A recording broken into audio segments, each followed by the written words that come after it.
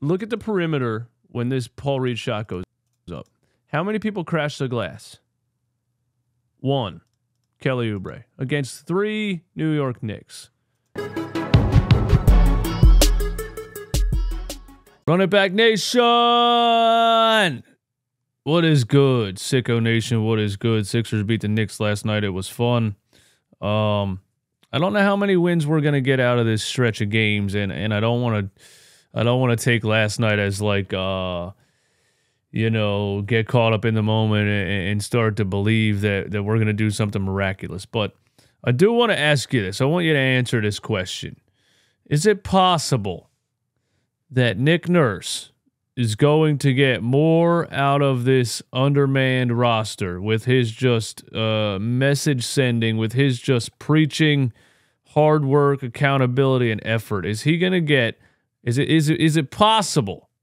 Let me know in the comments. Is it possible that he gets more out of this undermanned team than we could have thought, and they actually win a decent amount of games out of this next 20 without Joel Embiid? I want your opinion on that, because after last night, the level of effort that I saw from this team, the level of dog, the level of fight, even from Tobias Harris, at least on the defense and the rebounding front, Tobias Harris was locked in and was giving extra effort. He was shooting terribly. He put up some weak layups, airballed one against Precious Achiuwa, but we're just used to that.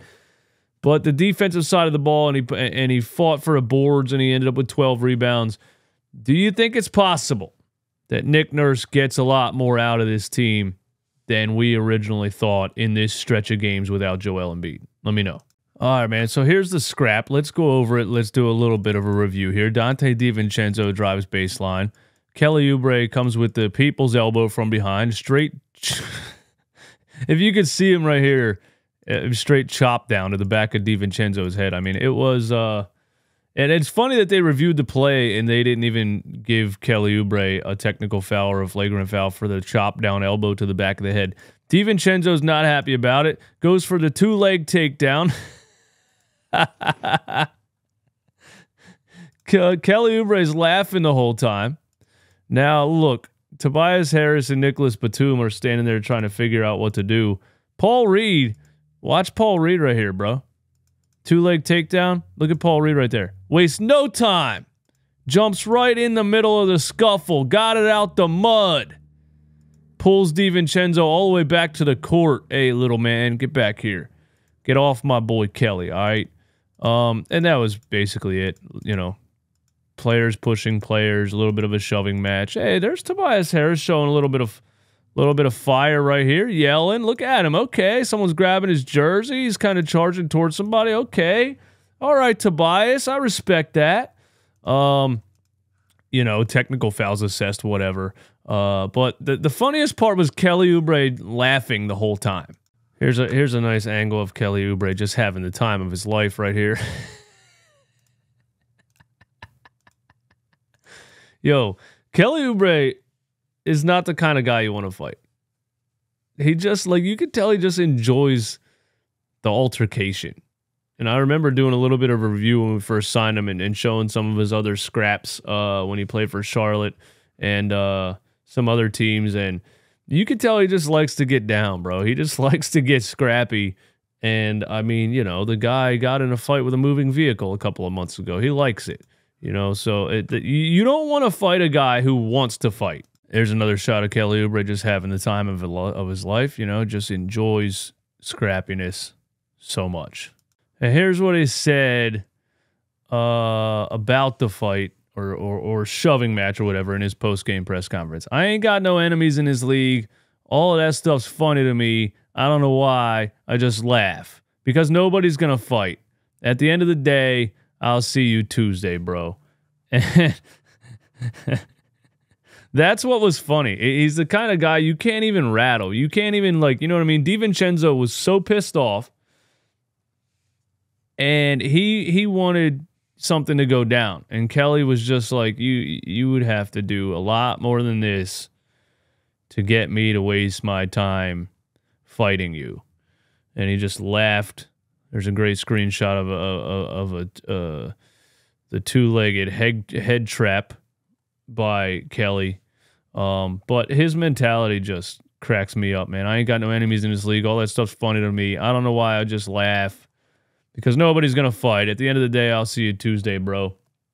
I'll see you Tuesday, bro. I think he's sending a little bit of a message, you know, keep that same energy, buddy. Bring it back on Tuesday. Great. Just like one of the most boring games we've ever watched. I mean, they won the game with 79 total points. It was ridiculous. And a fight in that game was something that we needed. Tobias Harris just crossed half court, picked up his dribble, jumped, and passed it to nobody for the turnover. Literally every single thing you're taught not to do, he did in one play. Kind of amazing, to be honest. Not just how an NBA player can do that, but a max player, wow.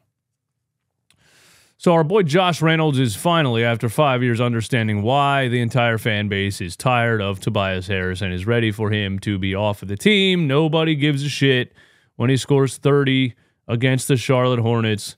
Every time the pressure gets the highest, he absolutely folds.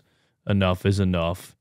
Get him out of here. Paul Reed is shooting 40.9% from three this season. Wow, what an embarrassing indictment on Doc Rivers.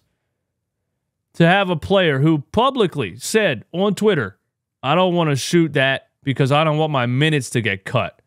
To have a player like that under a new coach completely start to blossom and flourish as a stretch four, a modern day NBA player.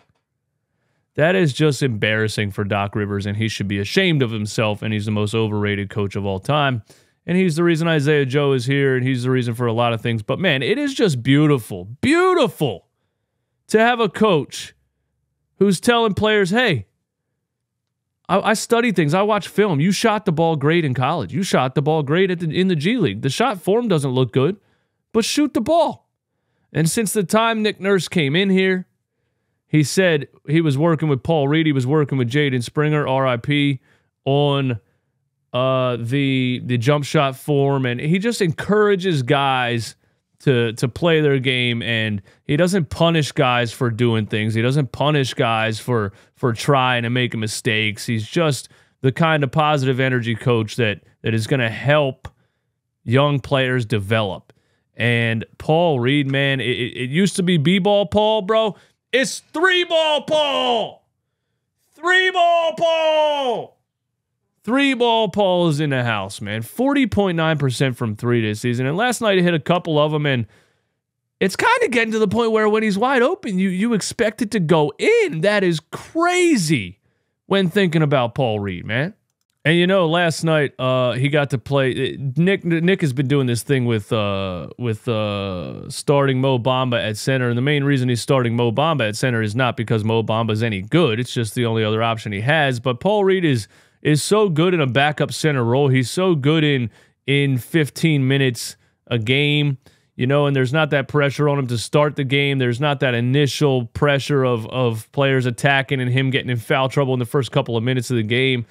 When you can get him coming off the bench in his comfortable backup center role, he can just go out there and just give it his all, give you 110%. He's just, you know, remember a couple years ago in the Toronto Raptors series where he played all the backup center minutes and then Doc Rivers benched him for DeAndre Jordan because he's an idiot.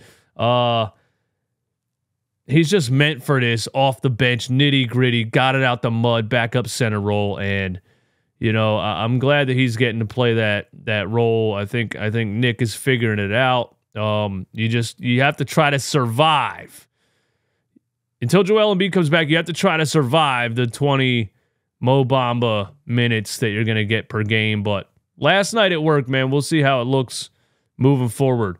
But I love the fact that Nick is experimenting and is trying his damnedest to get the most out of this lineup. You know, you could have a coach who could just say, hey, we're undermanned.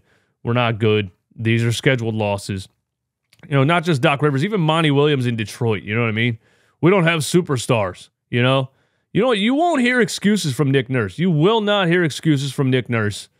You give him a team full of G-Leaguers, he's going to try his hardest every single game, every single practice to figure out something to get more out of these guys. So shout out to Nick Nurse, and I'm happy Paul Reed had a great game yesterday, and I hope it continues, man. And hey, Sixers got a dub, so we're happy about it. Yeah, and let's see, man. The rest of the schedule is very difficult, but a huge win over the Knicks, and we'll see what happens moving forward, man. Y'all are the best, Sicko Nation. Thanks for being here. I'll see you soon.